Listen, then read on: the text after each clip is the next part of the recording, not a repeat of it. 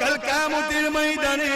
এত কঠিন জায়গা হবে কি মনে করছো দুনিয়ায় সব জায়গায় দাদাগিরি দিয়ে পার হয়ে যাবে লাঠির জোর আছে প্রশাসনের জোর আছে নেতার জোর আছে সব জোর দেখে দুনিয়ায় চলে যাচ্ছ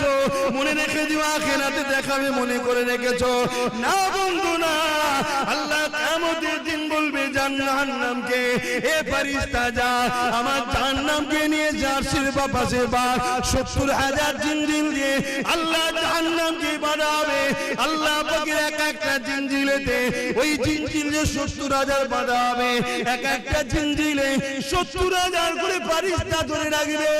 জাহান্নামকে ধরে রাখতে পারবে না গো লম্বা লম্বা যে পার করে গুনাহগার করে ধরতে যাবে গো ওই জমিনে আদম নবীও নফসি নফসি বলবে মুসা নবীও নফসি নফসি বলবে ঈসা নবীও নফসি নফসি বলবে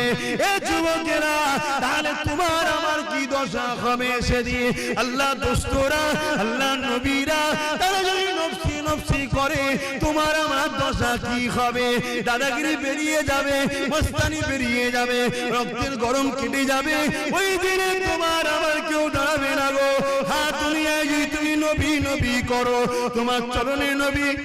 তোমার কথাতে নবী তোমার লিবাসে নবী তোমার ব্যবসায়ী নবী সব জায়গায় যে তুমি নবীকে রাখতে পারো চিন্তার কোনো কারণ নেই ওই কিয়ামতের দিনে